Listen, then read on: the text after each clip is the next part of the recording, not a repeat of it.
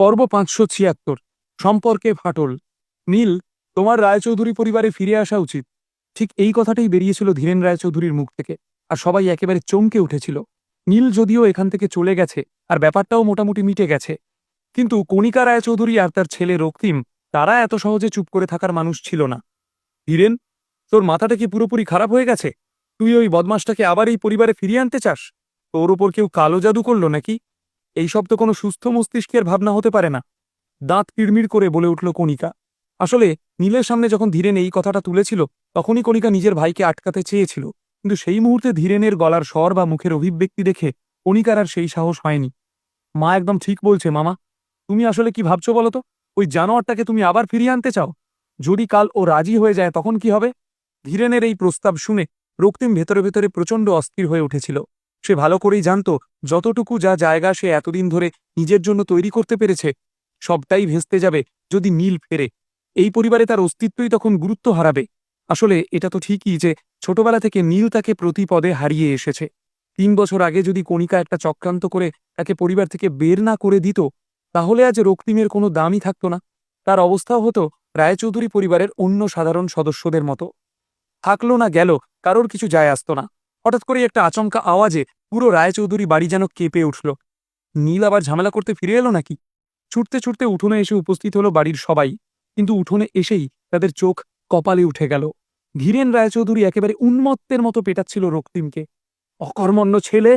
কে জানে আমার বোন কি করে এমন একটা অপদার্থ জন্ম দিল। ধীরেন রায়চৌধুরী একটা তীব্র লাথি বসালো রক্তিমের পেটে, তারপর কড়া স্বরে ধমকে উঠল। নীলকে দেখো, তোমার থেকে মাত্র ১ বছরের বড়, অথচ কোথায় পৌঁছে গেছে। ৩ বছর আগে যাকে আমরা পরিবার থেকে বের করে দিয়েছিলাম, আজ সেই নীল আমাদেরকেও ছাপিয়ে গেছে। বাসু ইনফ্রাস্ট্রাকচারের দাম আকাশ ছুঁয়েছে। রায়চৌধুরী গ্রুপ প্রতিদিন একটা না একটা নতুন প্রোডাক্ট বাজারে ছাড়ছে। পুরো দেশের ব্যবসায়িক মহলে একেবারে আলোড়ন ফেলে দিয়েছে। নীলের প্রভাব আর প্রতিপত্তি এমন এক উচ্চতায় পৌঁছেছে যেখানে বড় বড় পুঁজিপতিরাও সহজে পৌঁছাতে পারে না। আর তুমি তুমি তখনও যেমন ছিলে এখনো ঠিক তেমনই রয়েছ। অকর্মার ঢেঁকি! মুখে শুধু বড় বড় কথা, আর কাজের বেলায় অষ্টরম্ভা। সারাদিন খালি গিলছে আর পেট মোটা করছে, যাচ্ছে তাই। রাগের চোটে ধীরেনের গোটা শরীর থরথর করে কাঁপছিল। রক্তিম তার প্রত্যাশা পূরণ করতে পারেনি, আর এটা কণিকা নিজেও খুব ভালো করেই জানত। মানুষ অন্তত একটা কাজ তো ঠিকঠাকভাবে করে। কিছু না পারলে নিজের শারীরিক শক্তি বাড়ানোর দিকে মন দাও। ঘরে বসে বসে পেট মোটা করলে শক্তি বাড়বে? তোমাকে শেষবারের মতো সাবধান করছি রক্তিম, যদি এইভাবেই চলতে থাকে তাহলে নীলকে ফিরিয়ে আনতে আমি বাধ্য হব। রক্তিমের মতো বয়সে ধীরেন নিজের বাবার মুখে একটা কথা প্রায়ই শুনত, ছেলে হলে যেন হীরেন রায়চৌধুরীর মতো হয়। সেই সময় ধীরেন বাবার এই কথাকে তেমন গুরুত্ব দেয়নি, কিন্তু আজ হীরেন রায়চৌধুরীর ছেলে নীলকে সামনে দেখে তার মনে হলো কি সাংঘাতিক দামি কথাই না বলেছিলেন শশাঙ্ক রায়চৌধুরী। আসলে শশাঙ্ক রায়চৌধুরী অনেক আগেই বুঝতে পেরেছিলেন যে এই রায়চৌধুরী বংশের প্রকৃত উত্তরাধিকারী কে হতে চলেছে। যদিও ধীরেন ভেবেছিল এই সমীকরণ বদলে দেবে, কিন্তু শেষমেশ দেখা গেল লবডঙ্কা। বরং আজ তার নিজেরই মনে হচ্ছিল ছেলে হলে যেন নীলের মতো হয়। হায় রে, ভাগ্যের কি নিষ্ঠুর পরিহাস! অন্যদিকে ধীরেন রায়চৌধুরীর নিজের সন্তান অর্ণব বরাবরই রাজনীতির কুটিল চক্রান্ত থেকে দূরে ছিল। ছোটবেলা থেকেই সে নীলকে নিজের আদর্শ মনে করত। ধীরেন আর কণিকা মিলে ওর কানে নীলের বিরুদ্ধে বিষ ঢালার চেষ্টা করেছিল ঠিকই, কিন্তু তারপরেও অর্ণব কখনো ভুল পথে হাঁটেনি। আর রক্তিম বরাবরই নিজের মায়ের দেখানো পথে হেঁটেছে। চক্রান্ত আর ষড়যন্ত্র সে সিদ্ধহস্ত হয়ে উঠেছিল। ধীরেনের অনেক আশা ছিল তার ওপর, কিন্তু কোনো আশাই অপদার্থ রক্তিম পূরণ করতে পারেনি। অনেক হয়েছে, এবার থাম। রক্তিমের সামনে ঢাল হয়ে দাঁড়িয়ে কণিকা রায়চৌধুরী বলল, এটা তুই কি করছিস? নীলের রাগ রক্তিমের ওপর ঝাড়ছিস কেন? ওর সামনে তো মুখ দিয়ে কথা বেরোচ্ছিল না। জ্বলন্ত চোখে কণিকার দিকে তাকালো ধীরেন। এটা যদি আমার ছেলে হতো, আমি নিজেই গলা টিপে মেরে ফেলতাম। এই ছেলে কোনো দিন নিজের পায়ে দাঁড়াতে পারবে? কি করেছে এখনো পর্যন্ত? যখনই কোনো সমস্যা হয় লেজ গুটিয়ে আমার কাছে ছুটে আসে। এক মাথা গোবর নিয়ে সারাদিন বাড়ির অন্ন ধ্বংস করছে। এইদিকে রায়চৌধুরী বাড়ির বাকিদের এইসব নিয়ে কোনো মাথা ব্যথা ছিল না। ধীরেন রক্তিমকে পিটিয়ে আধমরা করে দিচ্ছে তো দিচ্ছে, এতে তাদের কি? তারা বেকার বাড়তি কথা বলে ধীরেনের চক্ষুশুল কেন হবে? অন্যদিকে রাত পেরিয়ে আকাশে ভোরের আলো ফুটে গেলেও এনে ভিলার আলো বন্ধ হল না। আদ্রিতাকে বোঝাতে বোঝাতে প্রিয়াঙ্কা কখন যে সোফাতেই ঘুমিয়ে পড়েছে টেরই পায়নি। মুখ হাঁ করে অঘরে ঘুমোচ্ছিল সে। এইদিকে আদ্রিতার চোখে ঘুম নেই। সারা রাত ধরে সোফায় বসে মাথা নিচু করে কি যেন ভাবছিল সে। কি ভাবছিল সে তা শুধু আদ্রিতাই জানে। প্রায় 1 ঘন্টা পর হঠাৎ করেই ভিলার দরজা খুলে নীল ভেতরে ঢুকল। দরজার আওয়াজ শুনেই আদ্রিতার দৃষ্টি সেদিকে চলে গেল। সামনে নীলকে দেখে তৎক্ষণাৎ সোফা থেকে উঠে দাঁড়ালো সে। আমি চলে এসেছি। নীল কথা শেষ করার আগেই উৎকণ্ঠিত কণ্ঠে আদ্রিতা বলে উঠল, নীল, মা কেমন আছে? ভয়ে উত্তেজনায় আদ্রিতার সারা শরীর কাঁপছিল। তাকে এমন অবস্থায় এক ঝলক দেখেই নীলের মুখের হাসি মিলিয়ে গেল। ভাবলেশীনভাবে এক দৃষ্টিতে শুধু আদ্রিতার দিকে তাকিয়ে রইল সে। কিছু বলো নীল, আমার মা কেমন আছে?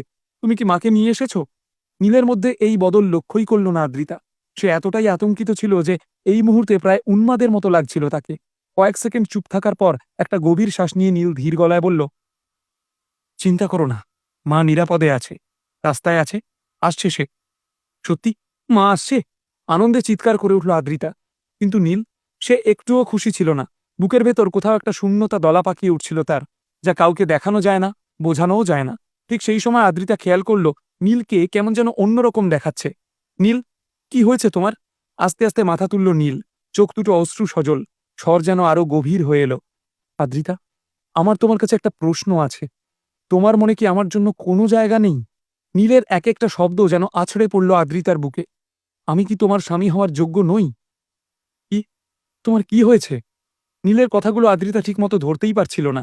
নীল কেন এইসব বলছে? কি বলছে? আদ্রিতার মনের ছটফটানি আরও বেড়ে গেল। খানিকক্ষণ সময় নিয়ে আবার বলে উঠল নীল, আদ্রিতা, তুমি আর আমি, আমরা স্বামী স্ত্রী, কিন্তু তুমি কখনো আমাকে স্বামী হিসাবে সম্মান করনি। তোমার কাছে সবসময় অন্যরাই আগে। আমার খবর রাখার প্রয়োজনীয়তা বোধ করো না। একবারও তো জিজ্ঞেস করলে না আমি কেমন আছি? নীলের মুখ থেকে এই কথাগুলো বেরোতেই আদ্রিতার মুখের অভিব্যক্তি বদলে গেল। সে এতটাই মায়ের চিন্তায় ডুবেছিল যে নীলকে একেবারে ভুলেই গিয়েছিল। শুধু ভুলে যাওয়া নয়, সম্পূর্ণ উপেক্ষা করা। প্রথমে একটা চড়, তারপরেই অবহেলা। নীলও তো মানুষ, তারও অনুভূতি আছে। একটা মানুষ কতদিন এইসব ব্যাপারে নিজেকে শক্ত রাখতে পারে? আর কোনো কথা না বলে নীল দরজা খুলে বাইরে বেরিয়ে এলো। নীল, প্রায় সকাল হয়ে গেছে, এখন কোথায় যাচ্ছ? একেবারে হতভম্ব হয়ে দরজার কাছে দাঁড়িয়ে রইল আদ্রিতা। মাথার ভেতর তালগোল পাকানো চিন্তাগুলো যেন গিলে খেতে আসছিল ওকে। কিভাবে পরিস্থিতি এমন জায়গায় চলে এলো সেটা কিছুতেই বুঝতে পারছিল না আদ্রিতা। যেতে যেতে নীল এক মুহূর্তের জন্য থামল। মুখ তুলে একবার তাকালো আদ্রিতার দিকে। চোখে মুখে একটা গাঢ় ক্লান্তি, গলায় ভারী এক সুর, যেন কিছু বলতে চায়, কিন্তু ঠিক শব্দ খুঁজে পাচ্ছে না। তারপর ধীরে ধীরে বলল, আমি আর কোথায় যাব? অনেক কাজ পড়ে আছে। তুমি বরং একটু বিশ্রাম নাও, চিন্তা করো না। কথাগুলো বলেই সে বেরিয়ে গেল। আদ্রিতার চোখ দিয়ে টপটপ করে জল পড়তে লাগলো। সে জানত ভুলটা ওরই, আর সেই ভুল আজ বড্ড বেশি হয়ে গেছে। এখন আর কিছু করার নেই। শুধু একটাই প্রশ্ন মাথায় ঘুরছিল, তাহলে কি সব শেষ হয়ে গেল? ধারা পরিবারের মূল সভাঘরে তখন সব হাই প্রোফাইল সদস্যরা এক জায়গায় বসেছিল। ইম্পেরিয়াল ক্যাপিটালের প্রতিনিধিরাও হাজির। চারিদিকে থমথমে পরিবেশ, যেন সবাই বড় কোনো সিদ্ধান্তের অপেক্ষা করছে। প্রধান আসনে বসে থাকা একজন 50-এর কোটার ভদ্রলোক চুপচাপ চারপাশটা দেখছিলেন। একটা ভাবলেশীন কঠোর মুখ, কিন্তু চোখ দুটো প্রচণ্ড ধারালো, একেবারে ভিতর পর্যন্ত বিদ্ধ করে দেওয়ার মতো। তাঁর তাকানোতেই একটা অদ্ভুত তীব্রতা ছিল, যেন চোখ দিয়ে তিনি মানুষের মনের গভীর পর্যন্ত পড়ে ফেলতে পারেন। যদি বাইরের কেউ এই দৃশ্য দেখত, তাহলে নিশ্চিত বুঝতে পারত ইম্পেরিয়াল ক্যাপিটালের এই নেতা আসলেই ভয়ঙ্কর। তিনি এখনো একটি কথাও বলেননি, অথচ ঘরে উপস্থিত সবাই প্রায় কাঁপতে শুরু করেছে। তার উপস্থিতিই যেন একটা অদৃশ্য শাসন জারি করে রেখেছে। বহু বছর ধরে এই প্রতিপত্তি তিনি গড়ে তুলেছেন। এত সহজে তা যে তিনি হাতছাড়া করবেন না, এ তো জানা কথাই। অপূর্ব ধারা আর রৌনক ধারাও সবার সঙ্গে সেখানে দাঁড়িয়েছিল। যদিও তোমাদের চোখ কান সবসময় খোলা থাকে, লোকটি ধীর শান্ত স্বরে বললেন, তবুও সাম্প্রতিক কিছু ঘটনাকে ঘিরে তোমাদের সঙ্গে কথা বলা প্রয়োজন। তিনি চায়ের কাপ হাতে তুলে নিয়ে এক চুমুক খেলেন। সেই মুহূর্তেই যেন পুরো ঘরের উষ্ণতা কয়েক ডিগ্রি নেমে গেল। এক্কেবারে নিস্তব্ধ, পিন ড্রপ সাইলেন্স। শুনলাম কিছু লোক নিজেদের পারিবারিক ক্ষমতা ব্যবহার করে সাম্রাজ্যের উচ্চপদস্থদের উপর চাপ সৃষ্টি করছে। সেই সঙ্গে নাকি সরকারি সম্পদের অপব্যবহারও করা হচ্ছে। এই কথা কি সত্যি? তার কণ্ঠে কোনো অনুভূতি নেই, বরং শীতল কঠোরতা, যেন তিনি শুধু সত্য খুঁজে বের করতে চান। আবেগ সেখানে একদম অপ্রাসঙ্গিক। এদিকে কেউ খেয়াল করল না এইসবের মাঝে অপূর্ব ধারার ঠোঁটের কোণে এক চিলতে রহস্যময় হাসি ফুটে উঠেছে। নেতা আবারও মুখ খুললেন, এবার কণ্ঠে স্পষ্ট হুঁশিয়ারি। 3 দশক ধরে আমাদের পরিবার সাম্রাজ্যের অভ্যন্তরীণ বিষয়ে হস্তক্ষেপ করেনি। আমরা আমাদের ক্ষমতার বিকাশে মন দিয়েছি, সময়ের সঠিক ব্যবহার করা শিখেছি, শক্তি সংরক্ষণ করেছি, দক্ষ যোদ্ধা তৈরি করেছি। আর আজ শুনছি আমাদের মধ্যেই কেউ নাকি আমাদের নিয়ম ভাঙতে চাইছে। তিনি কিছুটা ঝুঁকে সামনে এলেন, তারপর খানিকটা গলা নামিয়ে বললেন, আমি এখানে উপস্থিত সবাইকে একটা প্রশ্ন করতে চাই। ধারা পরিবারের আসল নেতৃত্ব কার হাতে? তোমরা কি ভেবেছ আমি বুড়ো হয়ে গেছি আর কিছু করতে পারবো না? ভাবছো আমি উত্তরাধিকার ঘোষণা করেই বিদায় নেব? এত তাড়াতাড়ি প্রমোশন পেতে চাও? এই নেতা, ইনিই কি ধারা পরিবারের প্রধান? তার ইঙ্গিত ঠিক কার দিকে? ধারা পরিবার কি তাহলে রৌনকের কাণ্ড কারখানার খবর পেয়ে গেছে? এদিকে আদ্রিতা কি করবে? নীল কোথায় যাবে? নীলের কি আদ্রিতাকে আরও একটা সুযোগ দেওয়া উচিত ছিল? কিন্তু নীল তো এর আগেও বহু সুযোগ দিয়েছে। তাহলে কি সত্যি এবার সম্পর্কের ইতি ঘটতে চলেছে? নাকি আদ্রিতা শেষ মুহূর্তে এসে কিছু বদলাতে পারবে? রায়চৌধুরী পরিবার এইবার কি পদক্ষেপ নেবে? নীল কি শেষ পর্যন্ত আবার পরিবারে ফিরে আসবে? এই শোতে যৌনতাপূর্ণ দৃশ্য, বস্তুর অপব্যবহার এবং সহিংসতার দৃশ্যসহ প্রাপ্তবয়স্ক শ্রোতাদের জন্য অনর্থক কঠিন ভাষা এবং অ্যাডাল্ট কন্টেন্ট থাকতে পারে। এটি একটি কাল্পনিক গল্পের উপস্থাপনা এবং বাস্তবে কোনো ব্যক্তি, ব্যবসা, স্থান বা ঘটনার সাথে কোনো মিলে যাওয়ার বিষয়টি কাকতালীয়। এই শোতে কোনো ব্যক্তি, সত্তা, বর্ণ, সম্প্রদায়, জাতি, ধর্মকে অপমান বা হেয় করার উদ্দেশ্যে নয়, বা কোনো প্রতিষ্ঠান বা জীবিত বা মৃত ব্যক্তিকে হেয় প্রতিপন্ন করার উদ্দেশ্যে নয়। শ্রোতাকে বিবেচনায় রাখার পরামর্শ দেওয়া হলো।